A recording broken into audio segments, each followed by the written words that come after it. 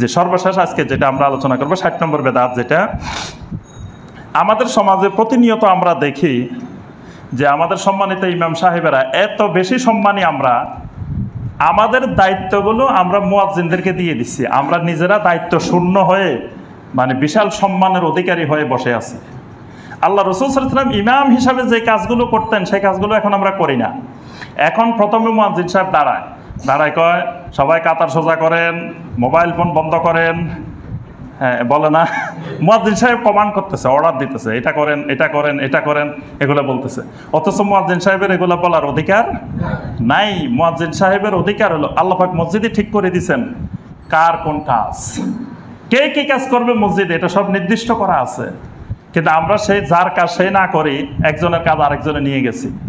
এখন মুয়াজ্জিন সাহেবের কাজ হলো মুয়াজ্জিন সাহেব ততক্ষণ পর্যন্ত ইকামত দিতে পারবেন না যতক্ষণ ইমাম সাহেব রেডি না হবেন। টাইম যায়, যদি টাইম আরো 15 মিনিটও চলে যায়, তাও মুয়াজ্জিন সাহেব ইকামত দিতে পারবেন না।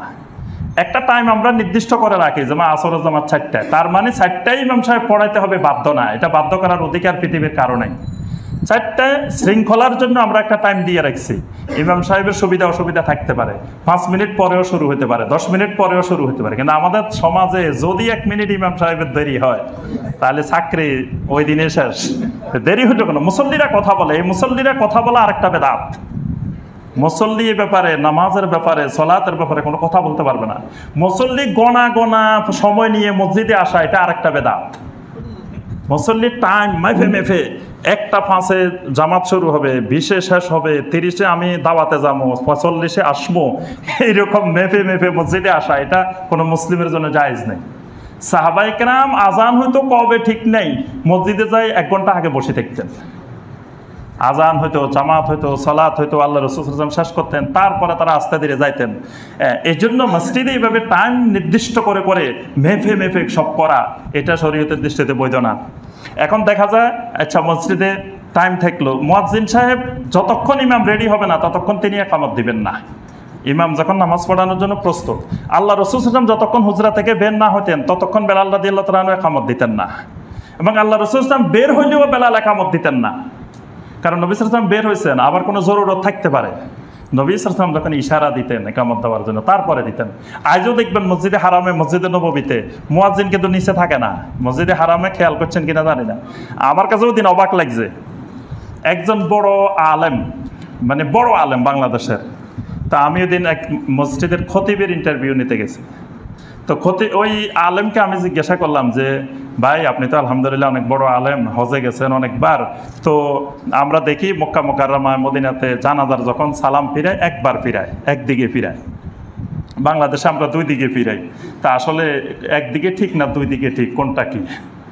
উনি কয় না আমি তো হজে গেছি, কোনোদিন দেখি নাই একদিকে সালাম ফিরাইতে। আমরা তো সবাই আকাশ থেকে পড়ছি, উনি আলেম মানুষ, হজে গেছে, এতবার গেছে, তাও বলে দেখে নাই যে একদিকে সালাম ফিরায়। পরে সবাই মিলে বলতেছেন যে ঘটনা বুঝতে পারছি আমরা। ওখানে ইমামের পরে যে মুকাব্বির মুয়াজ্জিন তাকবীর দেয় না, তো ইমাম বলছে আসসালামু আলাইকুম রাহমাতুল্লাহ, মুয়াজ্জিনও বলছে আসসালামু আলাইকুম রাহমাতুল্লাহ। এরা মনে করে বসি আছে, ইমাম একবার ডান দিকে কইছে, একবার বাম দিকে কইছে। তারা মনে করছে 2 দিকে বলছে, আসলে তো বলছে কয় দিকে? একদিকে। ইমামও বলছে একদিকে, মুয়াজ্জিনও বলছে একদিকে।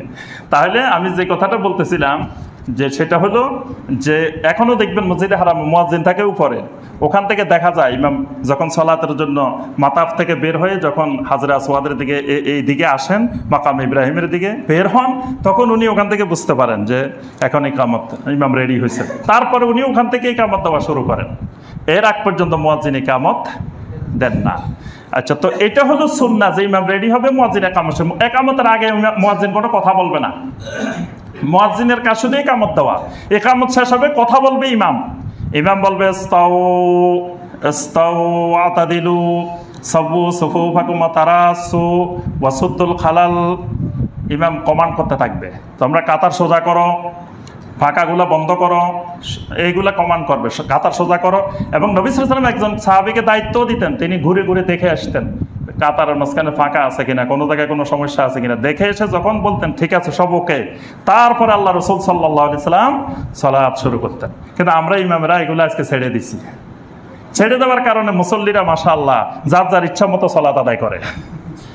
তো এখানে এই যে বেদাতটা আমরা বলতেছিলাম, যে প্রথম হলো সালাতের মধ্যে ইমাম মুসল্লিদেরকে এই সতর্কগুলো না করে কাতার সোজা না করে, তারপরে কাতারের ফাঁকা বন্ধ না করে, এগুলো নির্দেশনা না দিয়ে শুরু করে দেওয়া, এটা একটা বেদাত।